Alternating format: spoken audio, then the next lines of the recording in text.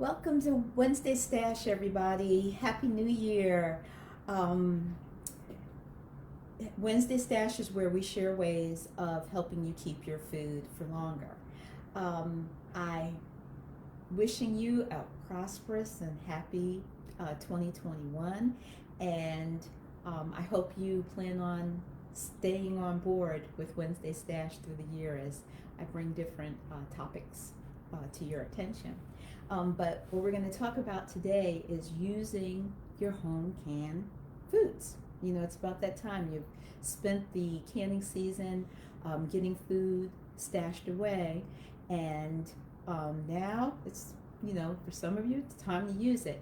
So, how do you use it and how do you use it safely? So, do you have home canned foods that have meat, fish, or poultry? Are they vegetables? Are these the type of foods that you're planning to use?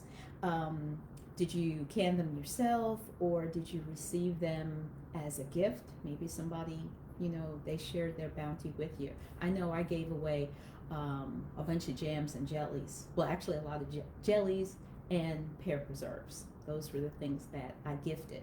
I did not gift things like meat or chicken or vegetables, things like that. But if you did receive gifts or you have canned them yourself, before you dig in, there's a couple of things that you want to ask first about them. If you did have meat, fish, poultry, veggies, or combinations of these foods, were they pressure canned? With this type of canner, I'll go over it. If they were pressure canned, if it was a dial gauge, was the right pressure used, and adjusted for altitude, because if you're at a higher altitude, higher than 1,000 feet, you need to use a higher pressure. So was the food that you canned at the right pressure for the altitude that you were at? If it wasn't a dial gauge, if it wasn't a weighted gauge, if it was a dial gauge, has your dial been tested? Do you know that it works properly? Now, for this particular canner, if you have this type of model, you know that you're going by the weight, you're not going by the dial. The dial is just for added assurance, accuracy. It helps you know when to do certain things, but you don't go by the dial. You go by the weighted gauge when you're canning with this model. But if you have a weighted only, make sure a dial only, make sure that you're having it tested. You can get it tested by your Family Consumer Sciences agent, by getting in touch with your local cooperative extension office and making sure. Now, the type of testers that are available are for Miro and Presto. If you have a different type model of canner for testing, you're going to have it sent off. You send it to the manufacturer. They will check and make sure that your gauge is working accurately. For your weighted gauge, you don't get this tested.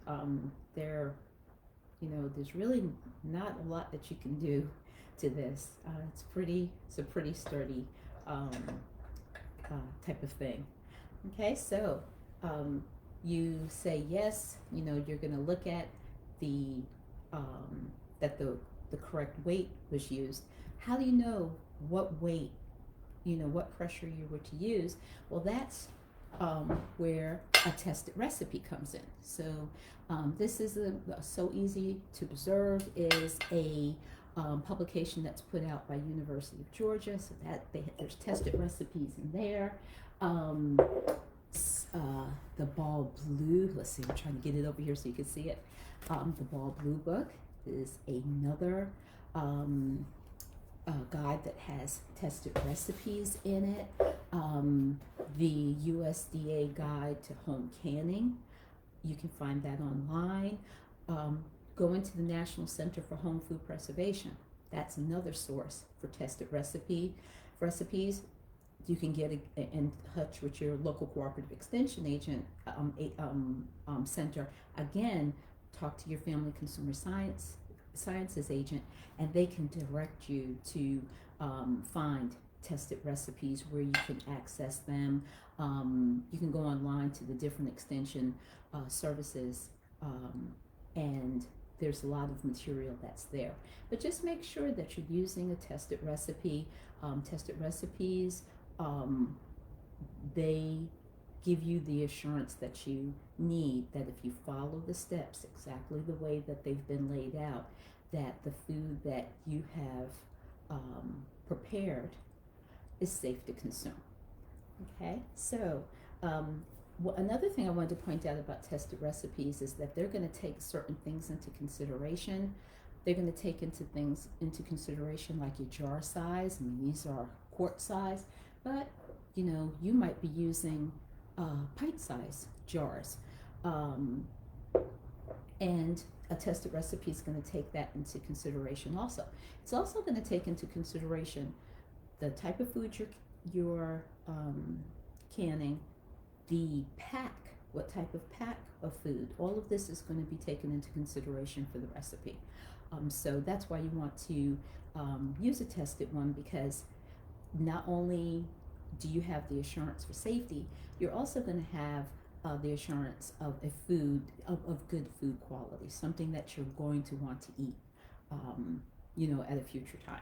So make sure that all of those have been taken into consideration. Other things you want to look at, you have this home canned food. Are the lids concave?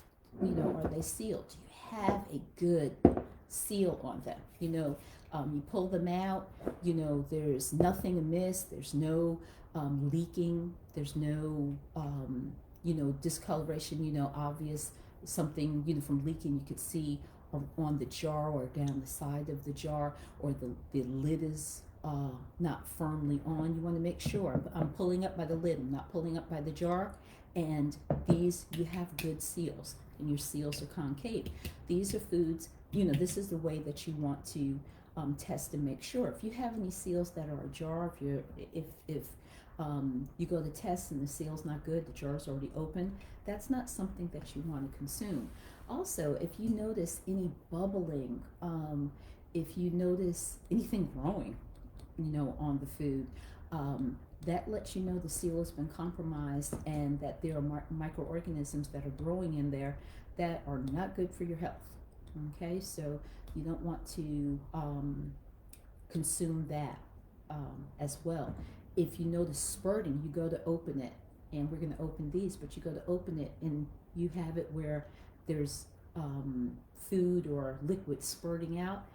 That lets you know that there's gases building in there, because there are microorganisms that are growing and they're, you know, producing gases in there, and that's something that should not happen. So if any of those things have happened where, you know, you have discoloration, you know, not just discoloration, because sometimes if the liquid is low, you might have food that's darker on the top than it is at the bottom, and it's perfectly safe to consume.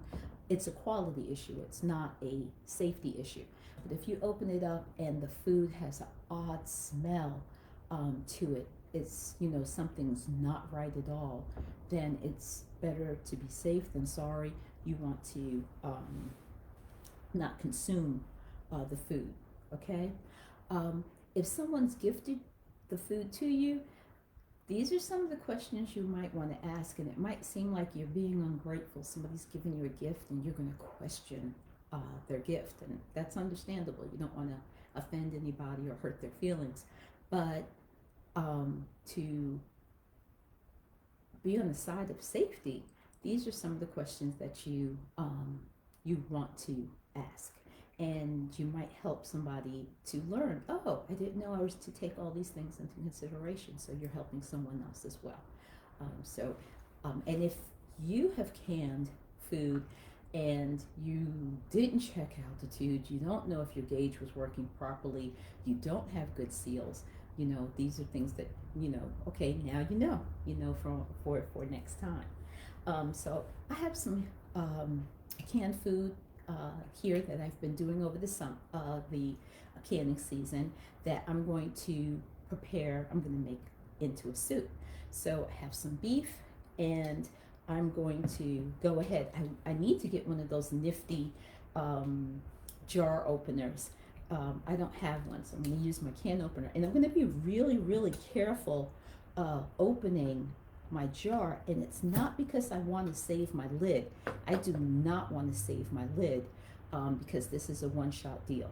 I'm going to throw this away.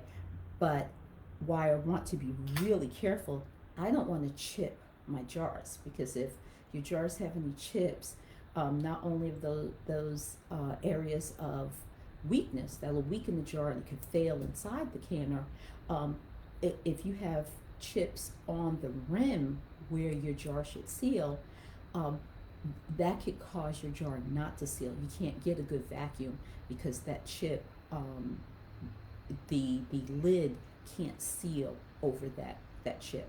So you want to make sure you're using sound jars. So when you open your jars, be careful opening them so that you don't damage them. So I'm going to pour this in here, and hopefully I don't make a mess. So I'm making a beef vegetable soup today. So I'm going to put the beef in, and put that over there. I have some green beans, and for mine I'm going to keep all of my liquid because I'm making soup, so I want all of the liquid. So here are the green beans. I might have to get a spoon for this one.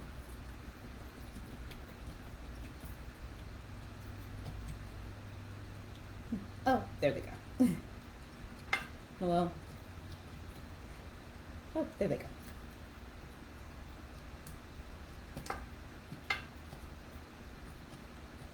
Okay, now I'm hoping I chose a large enough pot because this one's getting pretty full. And then I have my carrots. So open those, add that as well.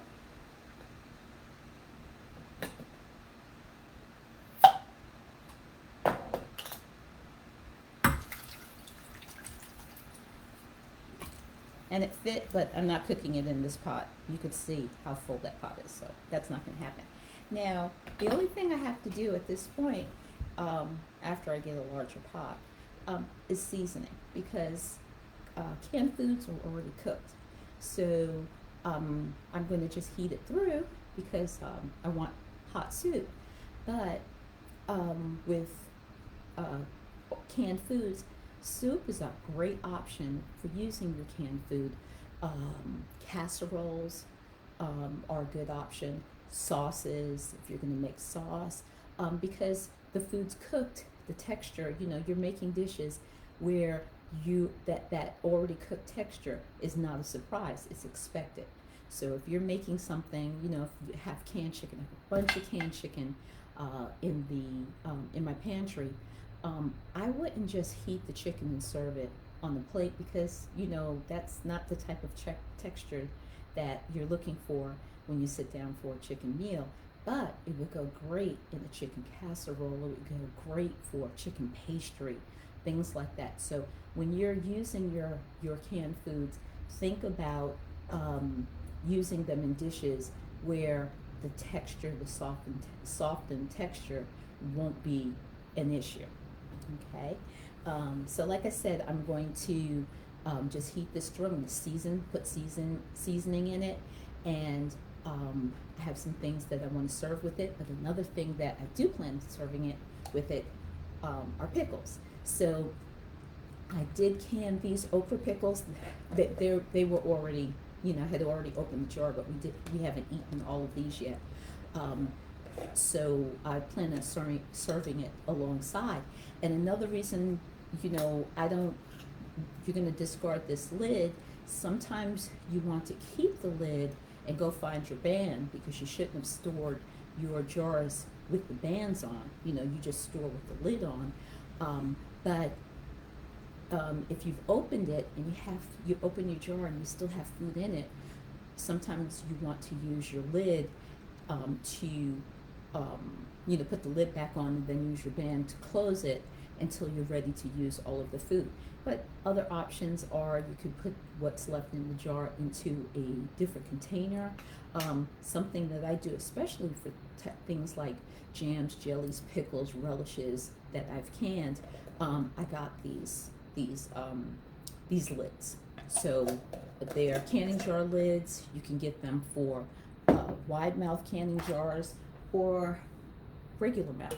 They have them for regular mouth canning jars also. So that this way, once you have opened your jar and you have a lid left over, you might have a lid that's like in really good condition, and you know, if somebody washes it, you know, or you've washed it and then you realize, have I used this lid before? You know, these are a one-shot deal. So usually, well, not usually, always, when I open up the jar, this goes into the trash so that there's not mistakes of me reusing a lid, which puts you at high risk for lid failure, because these are designed for one-time use. You don't want to go through all the trouble of canning.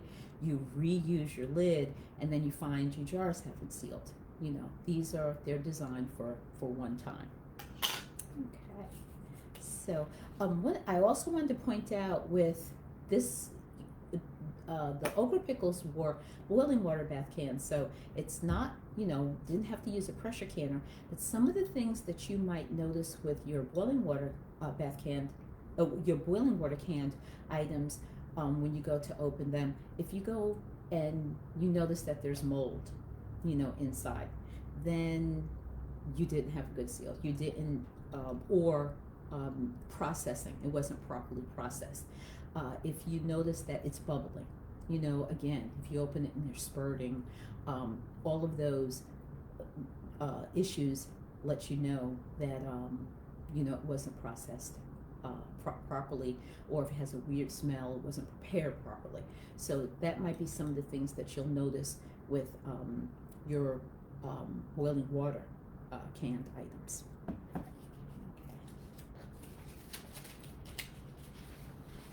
Let's see.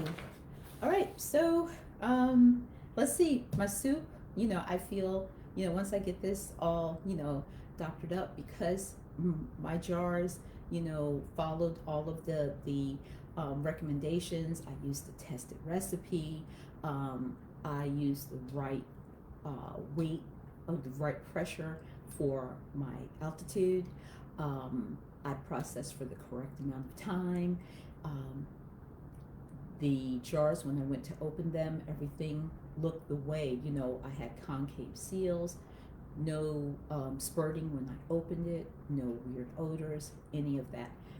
I can feel confident because I did everything that I was recommended to do in the tested recipe.